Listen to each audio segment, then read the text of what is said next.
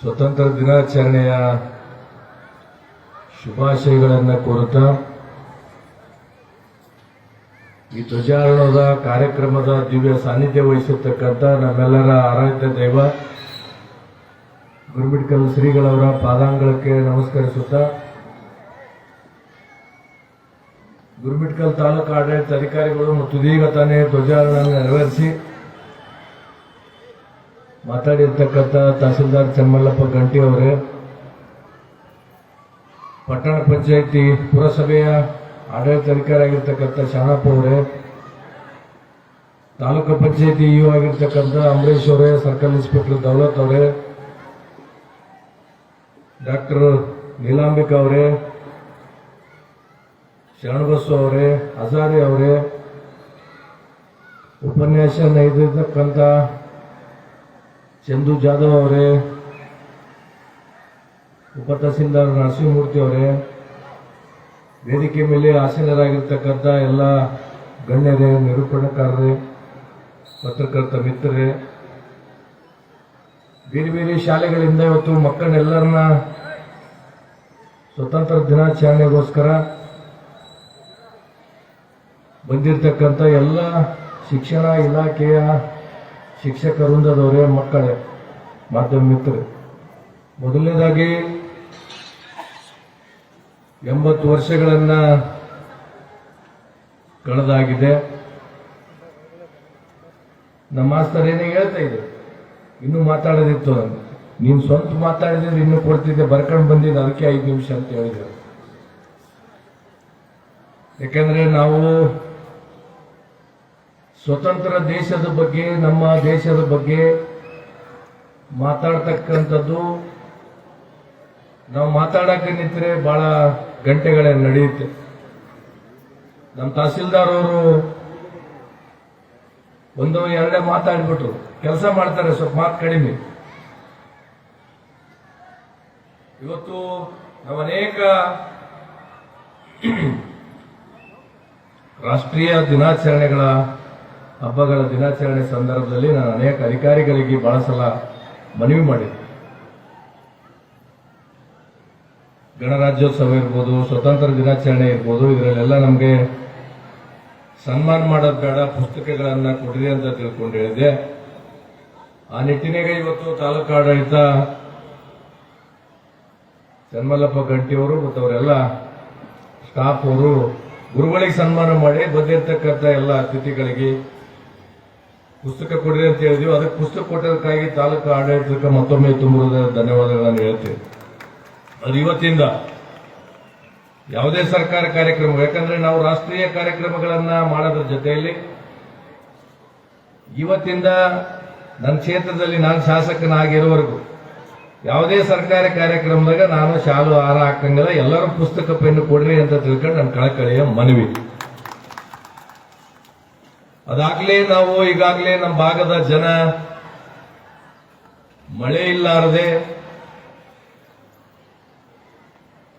ಬಿತ್ತಿರ್ತಕ್ಕಂಥ ಬೀಜಗಳು ಬೆಳೆ ಬರಲಾರದೆ ನಾವೆಲ್ಲ ಬಹಳ ಸಂಕಷ್ಟದಾಗಿದ್ದೀವಿ. ಈಗಾಗಲೇ ಸರ್ಕಾರದ ಜನಪ್ರತಿನಿಧಿಗಳು, ಮಂತ್ರಿಗಳು, ಶಾಸಕರು, ಅಧಿಕಾರಿಗಳು ಬರ ಅಧ್ಯಯನ ಮಾಡಿವಿ. ಆದರೆ ಯಾವ್ಯಾವ ಸರ್ಕಾರಗಳು, ಕೇಂದ್ರ ಸರ್ಕಾರ ಇರ್ಬೋದು, ರಾಜ್ಯ ಸರ್ಕಾರ ಇರ್ಬೋದು, ಯಾವುದೇ ಸರ್ಕಾರಗಳಿದೆ, ನಾವು ಅನೇಕ ಗ್ಯಾರಂಟಿಗಳನ್ನ ಕೊಡ್ತಕ್ಕಂಥದ್ದಾಗಲಿ, ಬೇರೆ ಬೇರೆ ಸವಲತ್ತುಗಳನ್ನ ನಮ್ಮ ರಾಜ್ಯದ, ರಾಷ್ಟ್ರದ ಜನತೆ ಕೊಡ್ತಕ್ಕಂಥದ್ದು ಮುಖ್ಯ ಅಲ್ಲ. ನನಗೆ ಎಲ್ಲಾ ಸರ್ಕಾರಗಳಲ್ಲಿ ಕಳಕಳಿಯ ಮನವಿ ಮಾಡ್ತಕ್ಕಂಥದ್ದು, ಒಂದು ಸಲ ರಾಜ್ಯ ಮತ್ತು ರಾಷ್ಟ್ರ 80 ವರ್ಷ ಆಯಿತು. ಯಾಕಂದ್ರೆ ಈ ದೇಶದ ಬೆನ್ನೆಲುಬು, ನಾವು ಬಹಳ ದೊಡ್ಡ ಉದ್ದದ ಭಾಷಣ ಬಿಗಿತೀವಿ ನಾವೆಲ್ಲ ರಾಜಕಾರಣಿಗಳು. ಈ ದೇಶದ ಬೆನ್ನೆಲುಬು ರೈತರು ಅಂತ ತಿಳ್ಕೊಂಡು ನಾವೆಲ್ಲ ಬಹಳ ಭಾಷಣ ಬಿಗ್ತೀವಿ.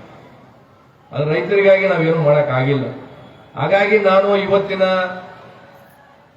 ಸಂದರ್ಭದಲ್ಲಿ ನಮಗೆ ಸ್ವತಂತ್ರ ಸಿಕ್ಕಿದೆ ಎಂಬುದು ಒಂದು ಆಚರಣೆಯ ಸಂದರ್ಭದಲ್ಲಿ ನಮ್ಮ ದೇಶದ, ನಮ್ಮ ರಾಜ್ಯದ, ನಮ್ಮ ಜಿಲ್ಲೆಯ, ನನ್ನ ಕ್ಷೇತ್ರದ ರೈತರ ಪರಿಸ್ಥಿತಿ ಬಹಳ ಗಂಭೀರ ಇದೆ. ನಾನು ಕೇಂದ್ರ ಮತ್ತು ರಾಜ್ಯ ಸರ್ಕಾರಗಳಿಗೆ ಆಗ್ರಹ ಪಡಿಸತಕ್ಕಂಥದ್ದಿಷ್ಟೇ,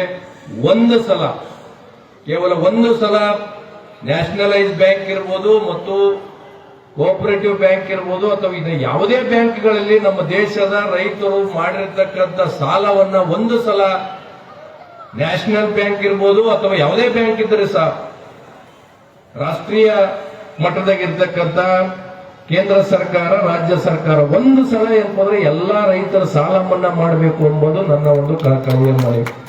ಒಂದು ಸಲ ಋಣಮುಕ್ತವಾಗಲಿ. ನಮ್ಮ ದೇಶದ ರೈತರು ಒಂದು ಸಲ ಋಣಮುಕ್ತವಾದ್ರೆ, ಒಂದು ಸಲ ಎಲ್ಲ ಕೇಂದ್ರ ಸರ್ಕಾರಗಳು ರಾಜ್ಯ ಸರ್ಕಾರಗಳು ಒಂದು ಸಲ ಸಾಲ ಮನ್ನಾ ಮಾಡಿದ್ರೆ, ಯಾಕೆಂತಂದ್ರೆ ಇವತ್ತು ನಾವು ಎಲ್ಲದಕ್ಕೂ ಬೆಲೆ ಕಟ್ತೀವಿ. ಯಾವ ರೈತರು ಬೆಳೆದಿರ್ತಕ್ಕಂಥ ಬೆಳೆಗಳಿಗೆ ನಾವು ಬೆಲೆಗಳನ್ನ ಕಟ್ಟಕ್ಕಾಗಿಲ್ಲ. ಆ ಕಾರಣಕ್ಕ ನಾವೆಲ್ಲ ಸಂಕಷ್ಟದ ಪರಿಸ್ಥಿತಿಯಲ್ಲಿ ಇದ್ದೀವಿ. ನಮಗೆ ಗೊತ್ತಾಗ್ತಾ ಇಲ್ಲ, ನಾವು ದುಡ್ಡು ಕೊಡ್ತಾ ಇದ್ದೀವಿ, ಎಲ್ಲಾನು ಖರೀದಿ ಮಾಡ್ತಾ ಇದ್ದೀವಿ. ಆ ಖರೀದಿ ಎಲ್ಲಿಂದ ಆಗ್ತಾ ಇದೆ? ಇವತ್ತು ರೈತ ಏನಾದರೂ ಇವತ್ತು ಬರ, ಇವತ್ತು ಇಡೀ ಬಹುತೇಕ ನಮ್ಮ ಜಿಲ್ಲೆಯಲ್ಲಿ 30, 40, 25% ಹೆಚ್ಚು ಮಳೆ ಕೊರತೆ ಆಗಿರ್ತಕ್ಕಂಥದ್ದು. ಸರ್ಕಾರಗಳು ಯಾವುದೇ ಇರ್ಬೋದು, ಯಾವುದೇ ಪಕ್ಷ ಇರ್ಬೋದು, ನಮ್ಮ ಭಾಗ ಅದರಲ್ಲಿ ವಿಶೇಷವಾಗಿ ಉತ್ತರ ಕರ್ನಾಟಕ, ಕಲ್ಯಾಣ ಕರ್ನಾಟಕ, ನಾವೆಲ್ಲ ಮಳೆ ಆಧಾರಿತ ಭೂಮಿ ಮೇಲೆ ಬೆಳೀತಕ್ಕಂಥ ಭೂಮಿಗಳು ನಮಗೆಲ್ಲ. ಈ ಸಲ ಸರ್ಕಾರಗಳು ಆದಷ್ಟು ಬೇಗ ಬರಗಾಲವನ್ನ ಘೋಷಣೆ ಮಾಡಬೇಕು. ಮತ್ತು ರೈತರ ಯಾವುದೇ ಕಾರಣ, ನಾನು ಅನೇಕ ವೇದಿಕೆ ಮೇಲೆ ಹೇಳಿರ್ತಕ್ಕಂಥದ್ದು, ಯಾವುದೇ ಕಾರಣಕ್ಕೂ ರೈತರು ನೀವು ಯಾವುದೂ ಅಧೈರ್ಯ ಆಗಲಾರದೆ ಯಾವುದೇ ಕೆಟ್ಟ ನಿರ್ಧಾರಗಳಿಗೆ ಹೋಗ್ಬಾರ್ದು. ನಿಮ್ ಜೊತೆ ಸರ್ಕಾರಗಳಿವೆ, ನಿಮ್ ಜೊತೆ ಜನಪ್ರತಿನಿಧಿಗಳಿದ್ದೀವಿ, ನಿಮ್ ಜೊತೆ ಅನೇಕ ಅಧಿಕಾರಿಗಳು ಸಹ ನಿಮ್ ಜೊತೆ ಇದ್ದಾರೆ. ನಿಮ್ ಕಷ್ಟಕ್ಕೆ ಸ್ಪಂದನೆ ಮಾಡ್ತಕ್ಕಂಥ ಕೆಲಸ ಖಂಡಿತವಾಗೂ ಯಾವುದೇ ಸರ್ಕಾರಗಳು, ಜನಪ್ರತಿನಿಧಿಗಳು, ಅಧಿಕಾರಿಗಳು ನಮ್ಮ ಕೆಲಸ ಇದೆ. ನಾನು ಒಂದನ್ನ ಮಾತ್ರ ಈ ಒಂದು ರಾಷ್ಟ್ರೀಯ ಹಬ್ಬದ ಆಚರಣೆ ಸಂದರ್ಭದಲ್ಲಿ ನಾನು ಭಗವಂತನಲ್ಲಿ ಪ್ರಾರ್ಥನೆ ಮಾಡೋದಷ್ಟೇ, ಭಗವಂತ ನಮ್ಮ ಭಾಗದ ರೈತರಿಗೆ ಅವರು ಬಿತ್ತಿರ್ತಕ್ಕಂಥ ಬೀಜಗಳಿಗೆ ಒಳ್ಳೆ ಬೆಳೆ ಬರಲಿ, ಆ ಬೆಳೆಗೆ ತಕ್ಕಂತ ಸರ್ಕಾರಗಳು ಬೆಲೆಗಳನ್ನ ಕೊಡ್ಲಿ, ಅವರ ಜೀವನ ಹಸನ್ಮುಖಿ ಆಗಿರಲಿ, ಅವ್ರು ಯಾವತ್ತೂ ನಗುತ್ತಾ ಇರಲಿ. ರೈತರು ನಕ್ಕಾಗ ಮಾತ್ರ ದೇಶ ಎನ್ನುತ್ತಂದ್ರೆ ನಾವೆಲ್ಲರೂ ನಗಲಿಕ್ಕೆ ಸಾಧ್ಯ ಆಗುತ್ತೆ. ಯಾಕಂದ್ರೆ ಇವತ್ತು ಸ್ವತಂತ್ರ ದಿನಾಚರಣೆ ಸಂದರ್ಭದಲ್ಲಿ ನಾವು ರೈತರನ್ನ ಕೇವಲ ನೆನಪು ಮಾಡ್ಕೊಂಡು ಹೋಗ್ತಕ್ಕಂಥದ್ದು ಅಷ್ಟೇ ಅಲ್ಲ. ನಾನು ಅಧಿಕಾರಿಗಳಿಗೂ ಸಹ ಅನೇಕ ಸಲ ಹೇಳಿರ್ತಕ್ಕಂಥದ್ದಿದೆ. ಇವತ್ತು ನಮ್ಮ ಉಸ್ತುವಾರಿ ಸಚಿವರು ಈಗ ನೇಮಕ ಆಗಿದ್ದಾರೆ. ಮೊನ್ನೆ ನಾವೆಲ್ಲ ಬರ ಅಧ್ಯಯನ ಮಾಡಿದ್ವಿ. ಬರ ಅಧ್ಯಯನ ಮಾಡಕ್ ಹೋದಾಗ ಸಚಿವರಿಗೆ ನಾನು ಅಲ್ಲೇ ಹೇಳಿದೆ, ಮಾಧ್ಯಮದವರು ಇದ್ದರು, ಸಚಿವರು ಹೊಲಗಳಿಗೆ ಬೆಳೆಗಳನ್ನ ನೋಡಕ್ಕೆ ಬಂದಾಗ ಅಧಿಕಾರಿಗಳು ತಹಸೀಲ್ದಾರ್ ಅವರು ಇದ್ರೆ ಹೊಲಗಳಿಗೆ ಬಂದಾಗ ಮಂತ್ರಿಗಳಿಗೆ ಅನ್ಪತ್ತವ್ರೆ, ನೀವು ಕೆಂಪು ಹಾಸಿನ ಮ್ಯಾಟ್ ಹಾಕಿದ್ರೆ ಹೊಲಗಳೇ ನಿಮ್ಗೆ ಗೊತ್ತಾಗ್ತದೆ ನೋಡೋದು. ನಿಮ್ಮ ಆಡಳಿತವನ್ನ ಮುಚ್ಚಿಕತಕ್ಕಂಥ ರೀತಿಯಲ್ಲಿ ರೈತರದು ಅರ್ದಿರ್ತಕ್ಕಂಥ ಜೀವನವನ್ನ ಮ್ಯಾಟ್ ಹಾಕಿ ಮುಚ್ಚತಕ್ಕಂಥ ಕೆಲಸ ಅಧಿಕಾರಿಗಳು ಮಾಡಕ್ ಹೋಗ್ಬಾರ್ದು. ನಾನು ಅವತ್ತು ಬೈದಿದ್ದೀನಿ ಅಧಿಕಾರಿಗಳು. ಯಾಕಿವೆಲ್ಲ ಹೇಳ್ತೀನಿ ಅಂತಂದ್ರೆ, ಒಬ್ಬ ರೈತ ತಾನು ಸಂತೋಷವಾಗಿದ್ರೆ ಮಾತ್ರ ನಾನು ಸಂತೋಷವಾಗಿರಕ್ ಸಾಧ್ಯ, ಈ ದೇಶ ಸಂತೋಷವಾಗಿರಕ್ ಸಾಧ್ಯ.